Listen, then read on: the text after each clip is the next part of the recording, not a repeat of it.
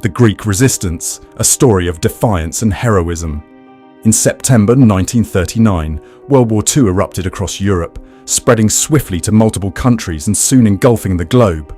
As the conflict escalated, nations scrambled to pick sides or maintain their neutrality. Amidst the chaos, Greece found itself drawn into the fray in a dramatic and defiant manner. The Axis powers, led by Italy and Germany, had a meticulously crafted plan for European domination. On October 28, 1940, Italian dictator Benito Mussolini demanded that Greece surrender to the Axis.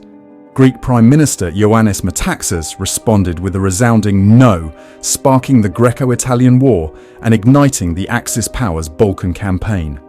The Italian forces, launching their invasion from Albania, faced fierce resistance. Against all odds, the Greeks, bolstered by British support, repelled the Italian offensive and pushed into Italian-held territory. However, this triumph was short-lived. On April 6, 1941, Germany entered the conflict, attacking Greece through Bulgaria. The ensuing Battle of Greece, or Operation Marita, saw the German forces quickly overpower Greek defences.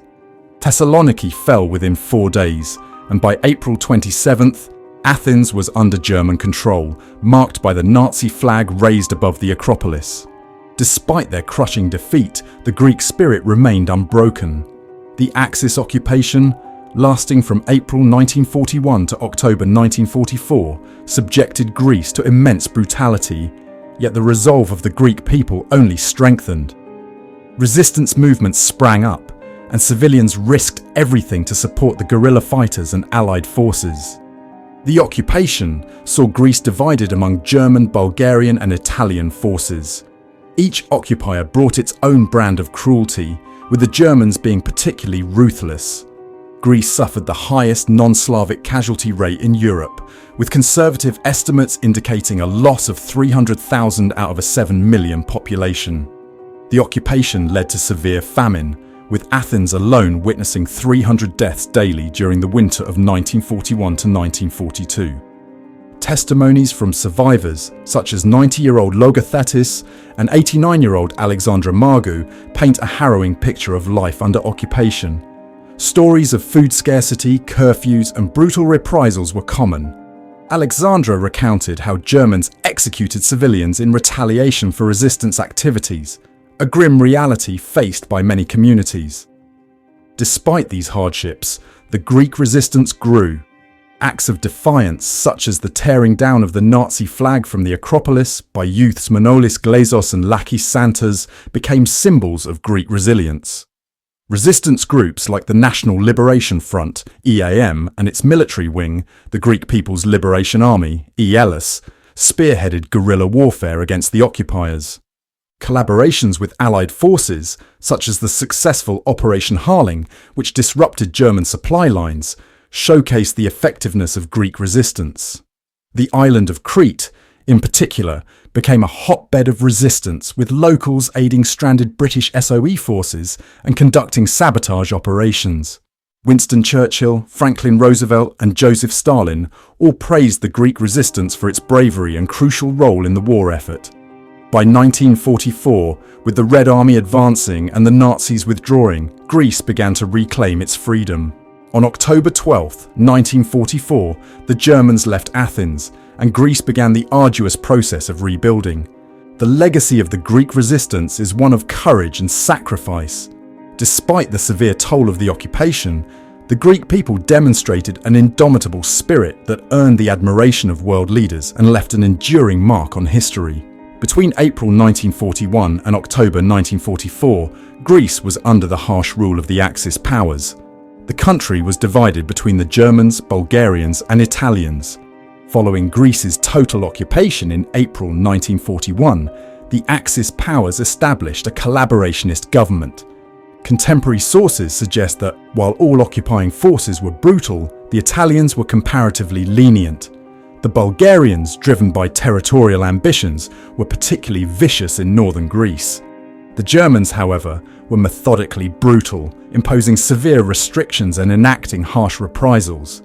Under German occupation, Greece endured the highest non-Slavic casualty rate in Europe.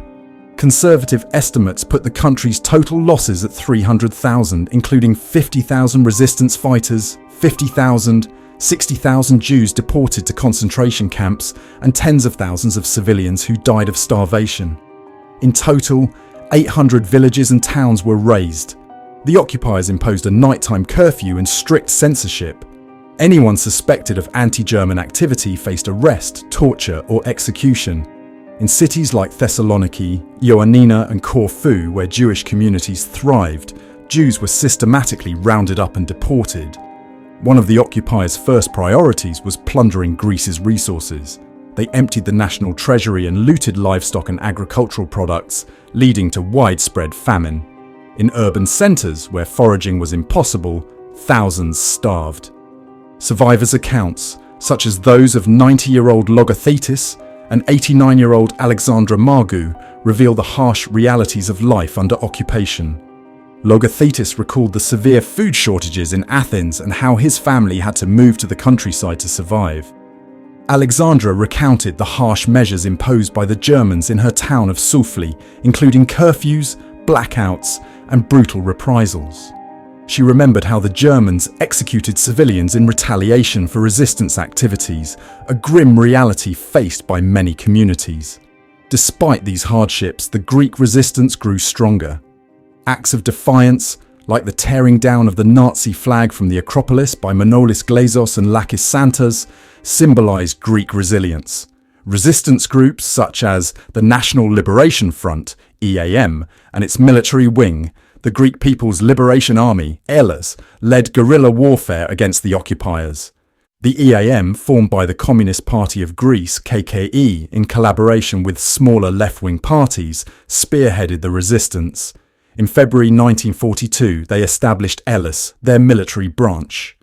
ELAS partisans engaged in guerrilla warfare, raiding German outposts, sabotaging supply lines, and executing Axis soldiers. The National Democratic Union, EDs, a smaller resistance movement from a right-wing political party, also contributed to the fight. ELAS and EDES forces often collaborated with Allied forces, conducting operations like Operation Harling, which disrupted German supply lines and was the first major Axis sabotage in Europe. The island of Crete became a focal point of resistance. When the Germans invaded Greece in April 1941, remaining Commonwealth soldiers were forced to evacuate. In May 1941, Wehrmacht paratroopers descended on Crete in what became known as the Battle of Crete. The local population ferociously resisted, and although the Germans secured the island, it was at a heavy cost. Stranded British SOE forces found refuge among the Cretan population, who aided their communication with Egypt and evacuation efforts. Together, the British and Cretans conducted successful sabotage operations against the Axis, such as destroying the Castelli and Heraklion airfields and abducting General Heinrich Kruipper. The Greek resistance was not limited to combatants. Civilians played a crucial role, providing support and shelter to guerrilla fighters. In urban centres, collective actions like strikes and protests demonstrated defiance against the occupiers. One notable act of defiance was the funeral procession of Kostis Palamas, a national poet of Greece, which became a massive protest against Nazi suppression. In the countryside, communities smuggled supplies and intelligence to the guerrillas. Alexandra Marg shared her experiences of supporting the resistance. Her family and neighbours helped charge batteries for partisan radios, hiding them in clever ways to avoid detection. Her community also hosted German soldiers to distract them while secretly aiding the resistance. The bravery and tenacity of the Greek resistance drew admiration from world leaders. Winston Churchill praised their courage, stating that the heroism of the Greeks played a crucial role in the Allied struggle for freedom. Franklin Roosevelt and Joseph Stalin also acknowledged the significant impact of the Greek resistance on the war effort. By 1944, with the Red Army advancing and the Nazis withdrawing, Greece began to reclaim its freedom. On October 12, 1944, the Germans left Athens, and Greece began the arduous process of rebuilding. The legacy of the Greek resistance is one of courage and sacrifice. Despite the severe toll of the occupation, The Greek people demonstrated an indomitable spirit that earned the admiration of world leaders and left an enduring mark on history. More than half a century later, the damage inflicted by the Axis occupiers is still felt in modern Greece. The country lost hundreds of thousands of lives, and nearly 1,000 towns and villages were destroyed. The resources amassed after World War I were looted, and the road to recovery was long and arduous. For 4 years, the Greek people, guerrilla fighters, and civilians alike fought tenaciously against the Germans. Their bravery and courage in the face of the Axis invasion and occupation drew the admiration of political leaders around the world. Winston Churchill, Franklin Roosevelt, and Joseph Stalin all praised the Greek resistance for its crucial role in the war effort. Despite the severe toll of the occupation, the Greek people demonstrated an indomitable spirit that earned the admiration of world leaders and left an enduring mark on history. The legacy of the Greek resistance is one of courage, sacrifice, and an unwavering commitment to freedom. So that's how a small underdog country managed to win the respect of some of the most war-hardened politicians of the 20th century.